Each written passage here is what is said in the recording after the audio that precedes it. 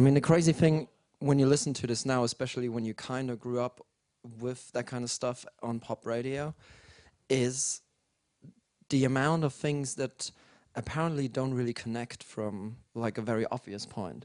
I mean, you got an incredibly manly guitar riff there, and then you got this kind of disco-ish beat, and and a couple of like tape samples, I presume.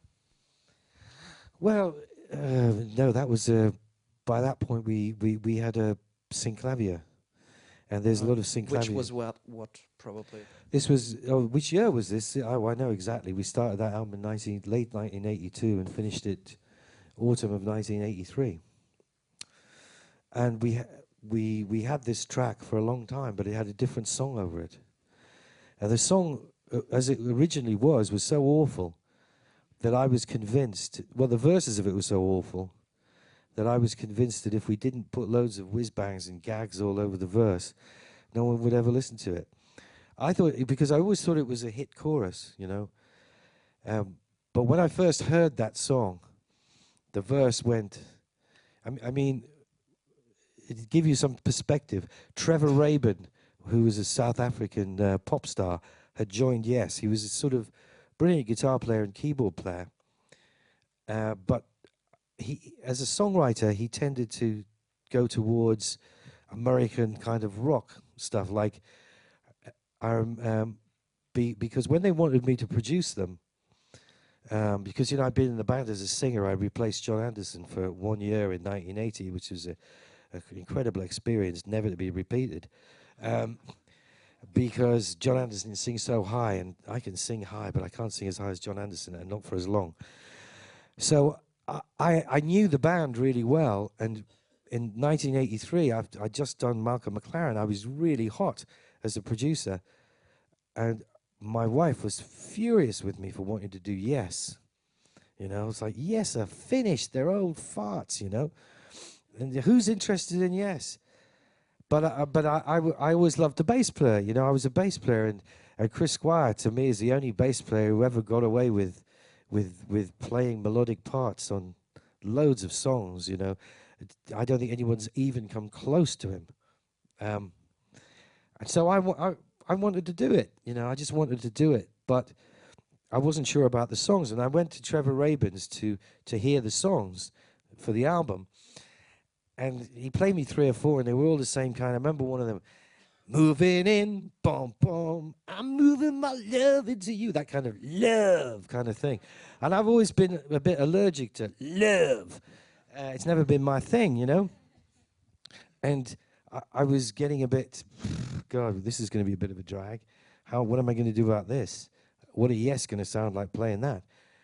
And Trevor Rabin went to the loo, and he left a tape machine going.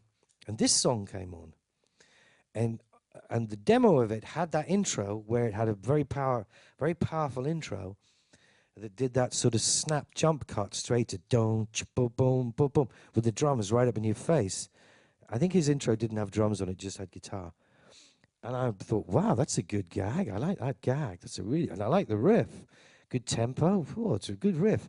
And then the song came in. The song was, you don't want to go dancing. You won't even answer the phone. You're so scared of romancing. Everything you do is alone. You know, it was that kind of thing. Try it's hard to please you. Give you all the loving I know.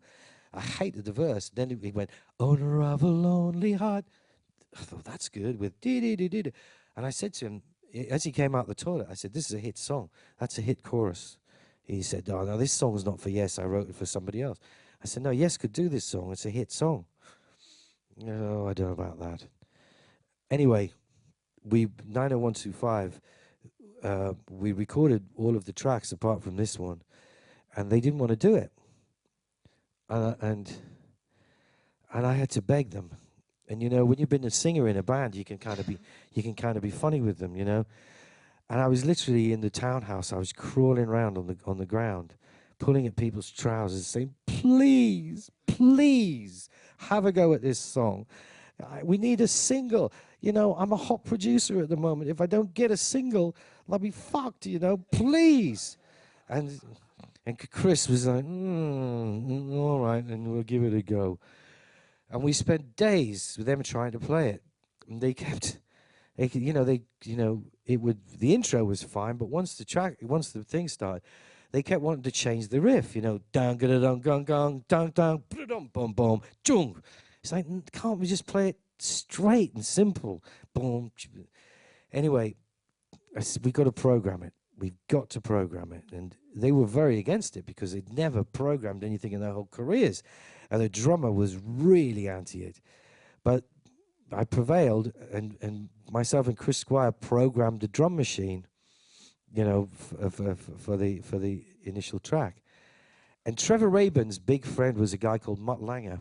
And now, if you don't know Mutt Lange is probably the biggest record producer that's ever been. He's the guy that produced Def Leppard, Shania Twain, the Cars, the Boomtown Rats, AC/DC. And he's a kind of he's a rock producer, and he is what you would imagine, what some people have imagined that I'm like. He's like draconian, right? He'll have a fist fight with the band if he can't get his own way. He's a tough guy. And Trevor had this idea that the drums on this should be big, like an American, doof, like a big snare drum. And he kept trying to interfere in the engineering side of it, and kept trying to make the drums sound like that, and driving me and Gary nuts, right? Trevor, I hope you don't watch this.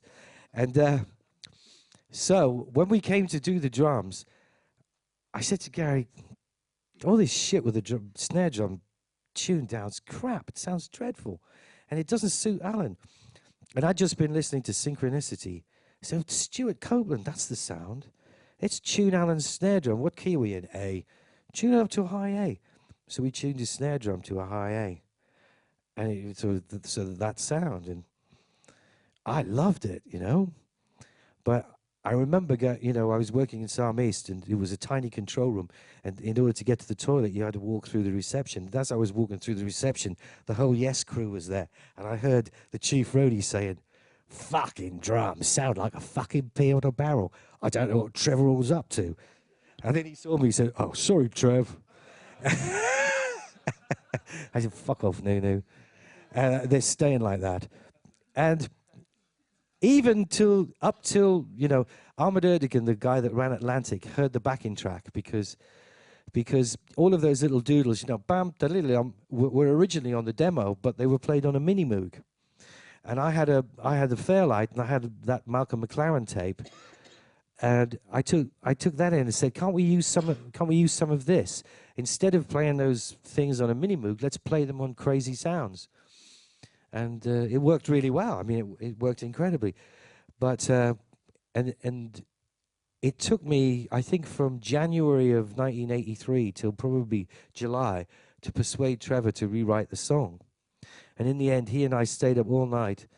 We rewrote it about 4 or 5 times, and then at about 3 o'clock in the morning, I turned into John Anderson for a minute and said, "I'm John Anderson, and I'm not singing that.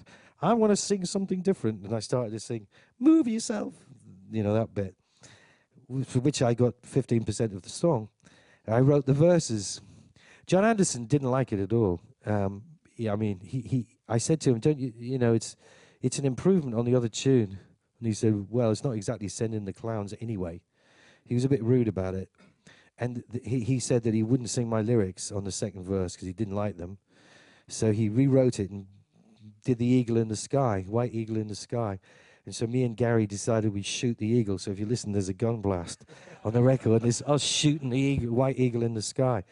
But Ahmed Ertegun loved the song. Trevor Rabin kept trying to remix it with a big snare drum going doof, and Ahmed Ertegun stopped it and made them put out our mix of it. Would this be a good